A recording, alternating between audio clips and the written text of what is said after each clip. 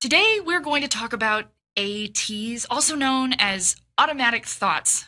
They're those destructive and unreasonably negative thoughts that you have that make things go from bad to worse.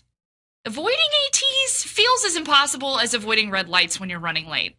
You're going to hit one or two, or every single light from your house to work on that morning that your report's due at 9 a.m. and your boss is already on the edge and you might just get fired and then get evicted and... See? Automatic thoughts can pop up and escalate as easy as that.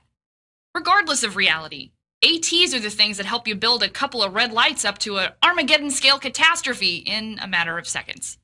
Today on Wellcast, we're going to show you how to manage those harmful automatic thoughts with healthier, rational ones. And we're going to use our triple R exercise. You are going to record, rationalize, and replace your ATs. But first, how serious are ATs?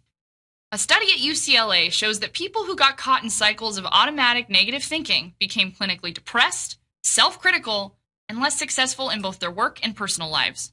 According to Dr. Glenn Scaraldi, these negative, disordered ATs fall into 13 categories, all of which take a toll on your mental health.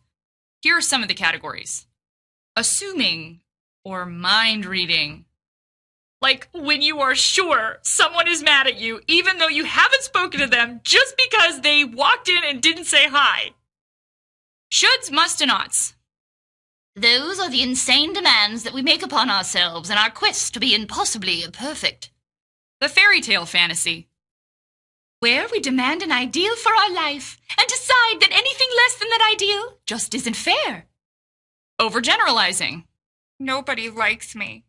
I always ruin everything. And finally, catastrophizing. When you take a little problem and turn it into a big, terrible, life-changing event. How do we stop ATs? Good question. And the shorter answer is we don't. But by being conscious of the fact that we're having them and working to replace them with rational thoughts, we can keep them from endangering our mental health. And that is today's exercise. All right, everybody, take out your Wellcast journal. It's time to learn the 3 R's.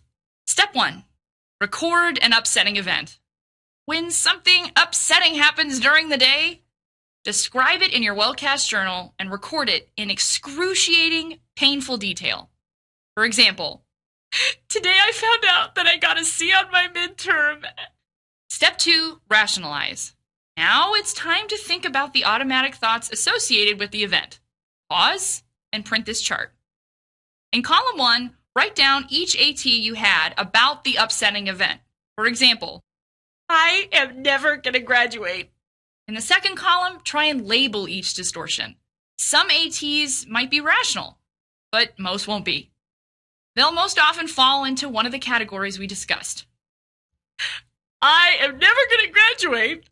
Falls into the category of catastrophizing. Step 3, replace. In the third column, respond to each distorted AT. Talk back.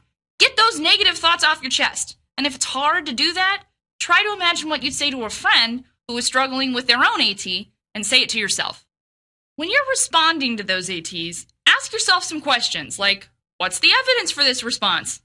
Is this a believable outcome for my situation? Will the world end if I get a C on this midterm?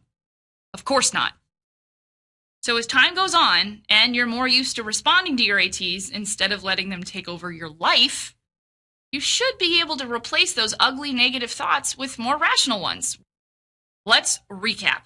To keep your automatic thoughts from ruining your mood and running rampant, you're going to record upsetting events, rationalize them by addressing each irrational thought, and replacing the irrational automatic thought with a rational one. The world is not going to end. Tweet us at WatchWellcast, email us at watchwellcast@gmail.com, or leave a comment down below. We'll see you next time.